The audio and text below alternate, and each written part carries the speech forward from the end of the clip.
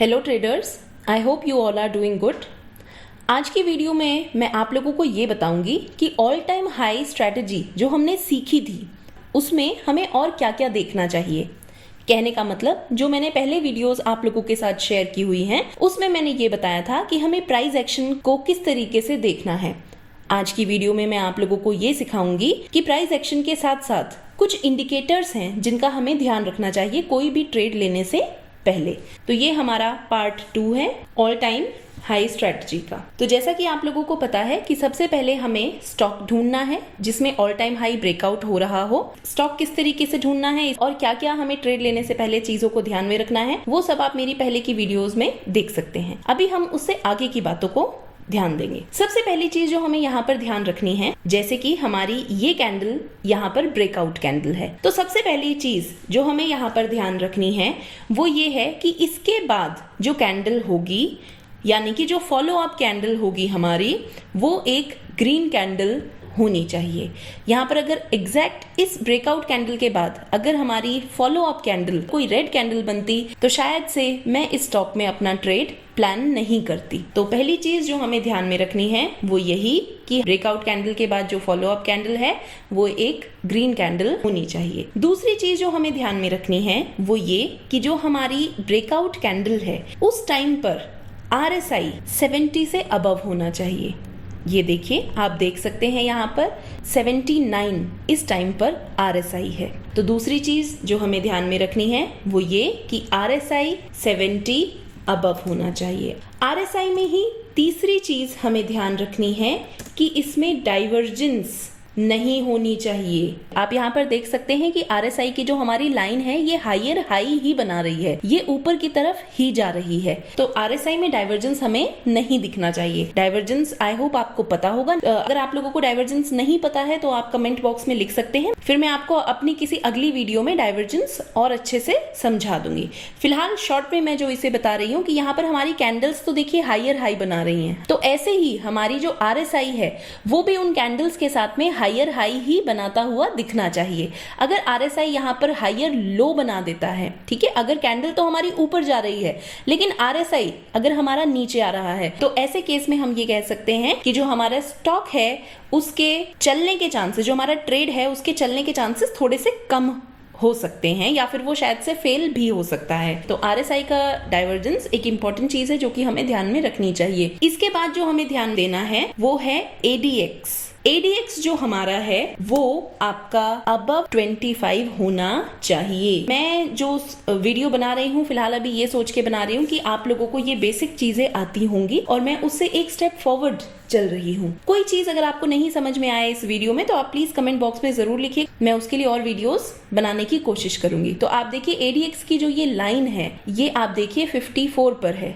मैंने आपको क्या बोला था, वो अबव 25 होनी चाहिए, यानी कि स्ट्रेंथ, ADX हमारी स्ट्रेंथ बताता है कि क्या स्ट्रेंथ है उस ट्रेड के चलने की। तो स्ट्रेंथ देखिए अगर 25 से ऊपर होती है, ये ब्लैक वाली लाइन अगर 25 से ऊपर होती है तो कहने का मतलब ये है कि उसकी ट्रेड के चलने की स्ट्रेंथ हमारी बहुत अच्छी है। तो चौथी चीज हमें ADX को ध्यान में रखना है।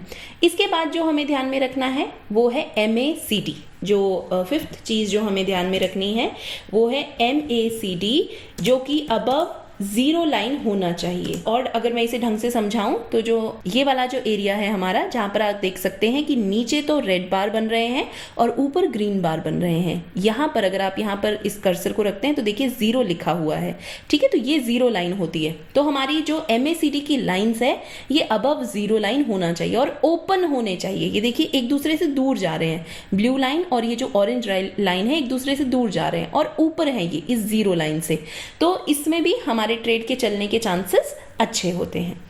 इसके बाद जो हमें ध्यान में रखना है वो ये कि कोई भी एक शार्प मूव नहीं आना चाहिए।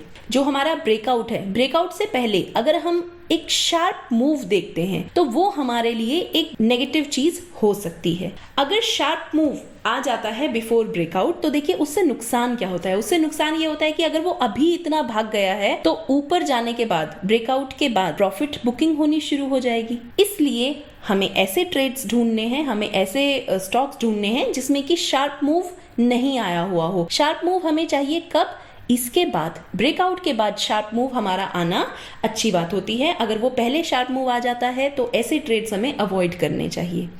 अगली चीज जो हमें ध्यान में रखनी है वो इंक्रीज इन वॉल्यूम। जो हमारा ब्रेकआउट कैंडल है उससे पहले हमारी जो वॉल्यूम्स है वो अगर इंक्रीज होती हुई हमें दिख रही हैं तो वो हमारे लिए गुड साइन होता है। बिफोर ब्रेकआउट अगर हमें कंटिन्यूअस इंक्रीज वॉल्यूम में अगर हमें दिख रहा है तो वो हमारे लिए एक गुड पॉजिटिव साइन होता है।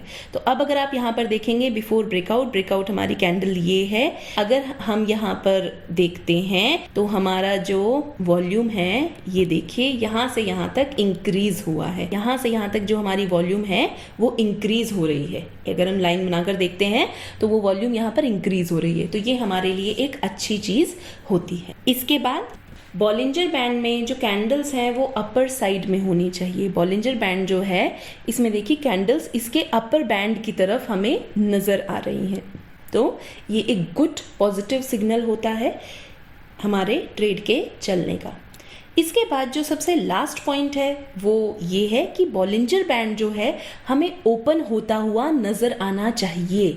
आप अगर देखते हैं तो पीछे देखिए बॉलिंजर बैंड बिल्कुल नैरो था यहाँ पर, ठीक है, एक पतला सा उसने रास्ता बनाया हुआ था अपने लिए। वो जो हमारी कैंडल्स है वो ज्यादा मूव ही नहीं कर पा रही थी यहाँ पर। अब आप अगर नोटिस करेंगे तो यहाँ से ये जो बॉलिंजर बैंड है अचानक से ओपन होना शुरू हो जाता है। हालांकि ओपन वो उससे थोड़ा पीछे से होना शुरू होता है, लेकिन वो यहाँ पर इस अपने पाथ को कंटिन्यू करता है। तो हमें ऐसे ट्रेड ढूंढने चाहिए जिसमें जो बॉलिंजर बैंड है वो ओपन होता हुआ हमें दिखे। तो ये कुछ चीजें हैं जिनका हमें ध्यान रखना है अपने ट्रेड को प्लान करने से पहले। मैं एक बार फिर से इसे रिवाइज करा देती हूँ आप लोगों के लिए। जो हमारा ट्रेड है उसमें हमें प्राइस एक्शन के अलावा कुछ और चीजें भी हैं जो कि ध्यान में रखनी है। सबसे पहली चीज प्राइस एक्शन से जुड़ी हुई वो ये कि जो हमारा ब्रेकआउट कैंडल के बाद जो फॉलो अप कैंडल होनी चाहिए वो ग्रीन ही होनी चाहिए।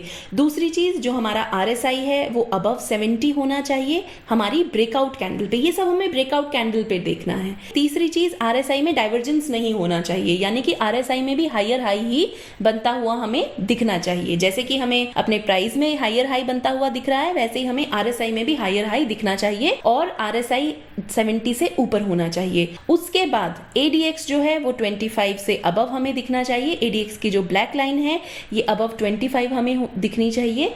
उसके बाद MACD ये 0 लाइन से ऊपर हमें ये लाइंस दिखनी चाहिए और ये लाइंस एक दूसरे से दूर जाती हुई नजर आनी चाहिए। 7th पॉइंट जो हमारा है increase in volume before breakout. Breakout से पहले हमें वॉल्यूम में इंक्रीज दिखना चाहिए।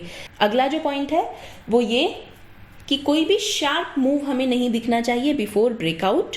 नेक्स्ट पॉइंट जो हमारा है बॉलिंजर बैंड हमारा ओपन होता हुआ हमें दिखना चाहिए। यहाँ पे नैरो है और यहाँ पर देखिए एकदम से वो कितना ओपन हो गया है।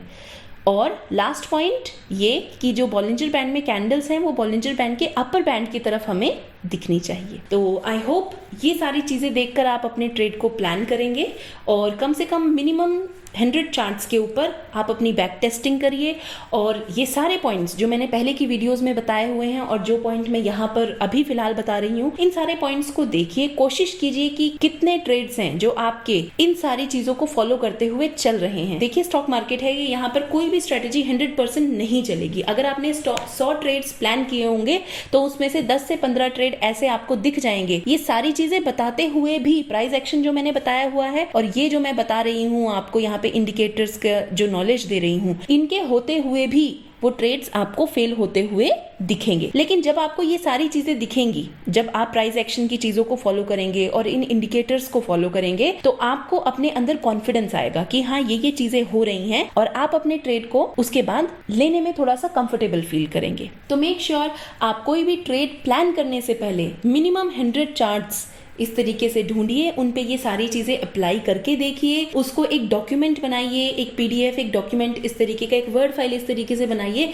जहां पर आप अपनी ये सारी चीजें लिखकर वहां पर रख सकते हैं कि कौन सा ट्रेड चला, क्या उसमें चीज मिसिंग थी। इससे क्या होगा, आपको भी क्लैरिटी मिलेगी। आई होप जो भी मैं आपको बता रही हूँ ये चीजें आपको समझ आ रही होंगी और आप अपने ट्रेड्स इजीली प्लान कर पा रहे होंगे। अगेन वन रिक्वेस्ट, आप प्लीज चैनल को सब्सक्राइब जरूर कीजिए ताकि आपको आने वाली वीडियोस इजीली अवेलेबल हो सके। चलिए मिलते हैं नेक्स्ट वीडियो में, तब तक के लिए कीप लर्निंग, टेक केयर।